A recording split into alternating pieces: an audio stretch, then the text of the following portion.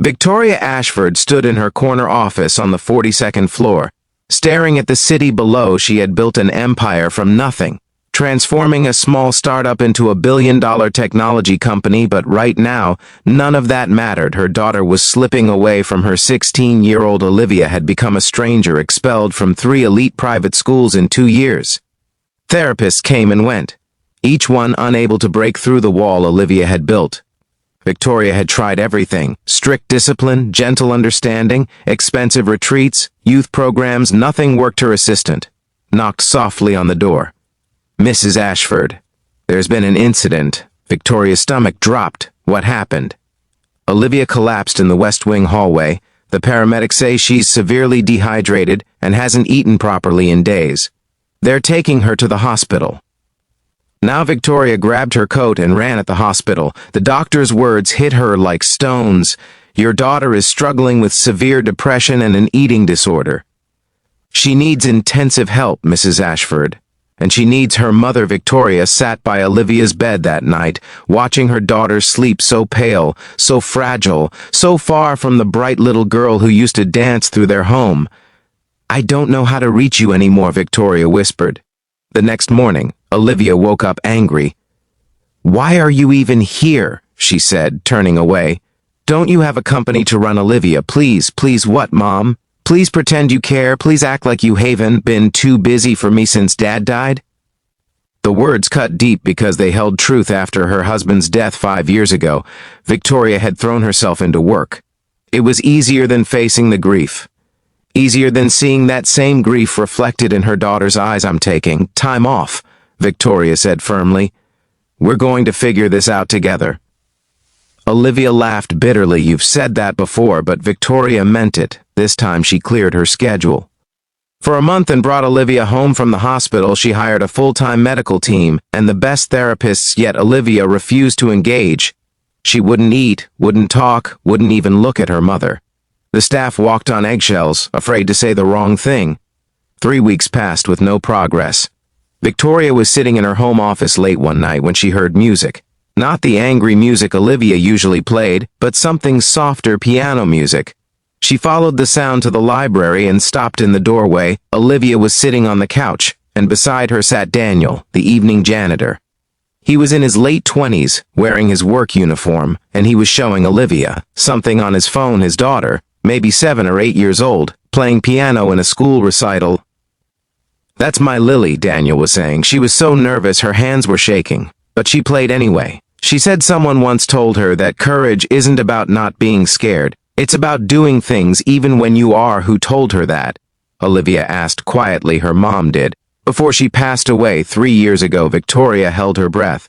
Olivia had barely spoken 10 words to anyone in weeks. "I'm sorry," Olivia said. "Me too," Daniel replied. "But you know what Lily taught me? That grief doesn't mean we stop living. It means we learn to carry love in a different way." "How do you do that?" Olivia's voice cracked. "How do you keep going?" "Some days I don't know," Daniel said honestly. "Some days I just focus on the next hour, the next minute. And I talk to Lily about her mom. We remember the good times. We cry when we need to. And slowly, it gets a little easier to breathe." Tears were streaming down Olivia's face. "Now I miss my dad so much." "I know you do," Daniel said gently. "And that's okay. Missing him means he mattered. It means the love was real." Victoria stepped back quietly, her own tears falling. The next evening, she found them in the library again. This time Olivia was eating an apple. While Daniel showed her photos of Lily's artwork. "Your daughter is very talented." Olivia said she gets it from her mom. Daniel smiled.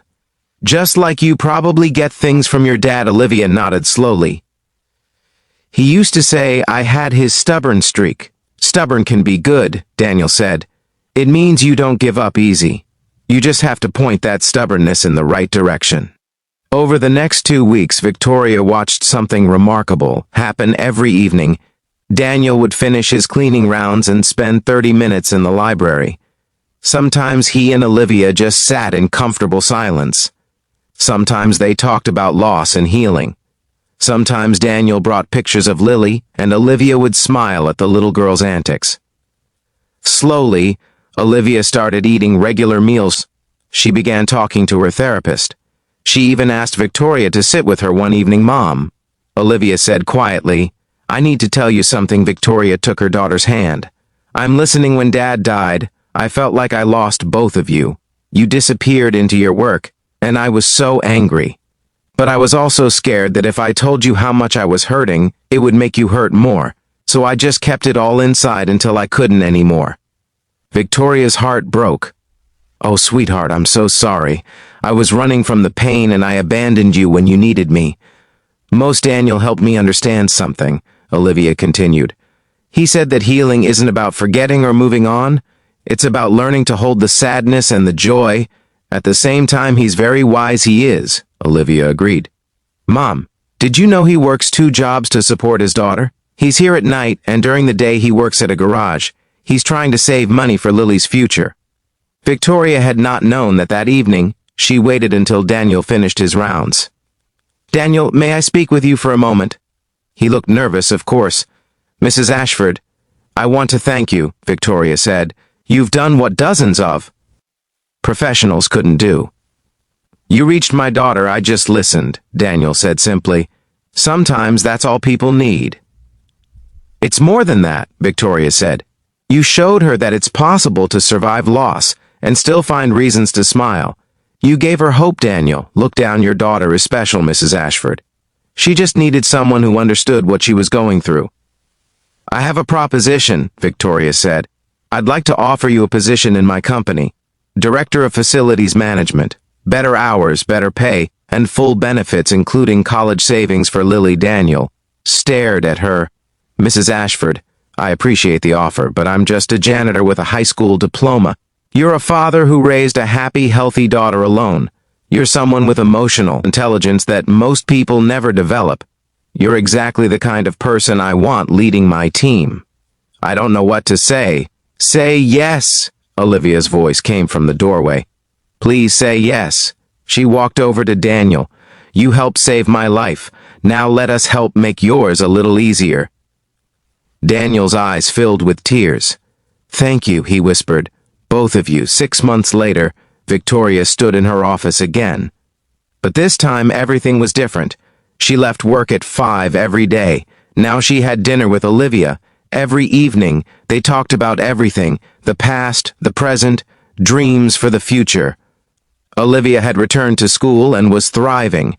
She had started a peer support group for students dealing with grief. Daniel had indeed taken the job and was revolutionizing how the company thought about workplace culture. He brought Lily to the office sometimes, and Olivia would help her with homework. The 4 of them had become an unlikely family. One Saturday, they all went to the park together. Victoria watched Olivia and Lily playing on the swings, their laughter filling the air. You gave me my daughter back. Victoria said to Daniel, You both did that yourselves, Daniel replied.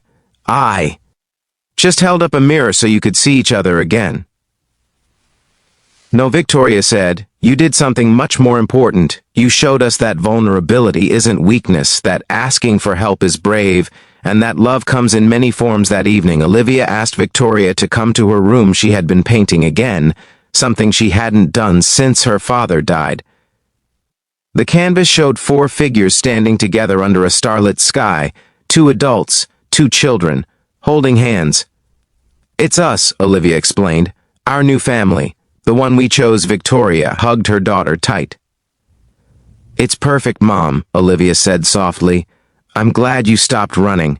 I'm glad you came back.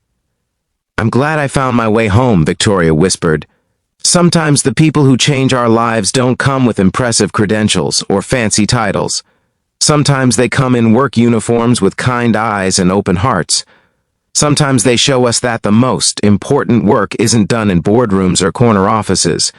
It's done in quiet moments of connection, in honest conversations about pain and hope, in the simple act of showing up and listening. Victoria had spent years building an empire, but it took a single-dad janitor to teach her what truly mattered. And in learning that lesson, she gained something worth more than all the money in the world. She got her daughter back, and she learned that success isn't measured by what you achieve. It's measured by who you become and who you help others become along the way. If this story touched your heart, please like, share, and subscribe for more stories about unexpected connections and the power of compassion. Leave a comment telling us about someone who changed your life in an unexpected way. Your story might inspire someone who needs hope today.